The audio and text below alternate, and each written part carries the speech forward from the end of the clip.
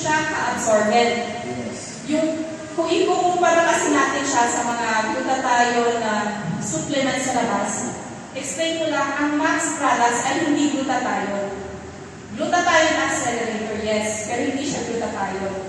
Ang glutathione supplement po sa labas, yung nasa market, ay different po, ay iba po sa Max Breakthrough Technology. Kasi yung mga yun, pampaputi lang talaga yung mga yun. Unlike dito sa mga products natin na talagang it will make you healthy. Kaya, aside sa gaganda ka, gaganda yung balat mo, magiging healthy ka rin. Ayan.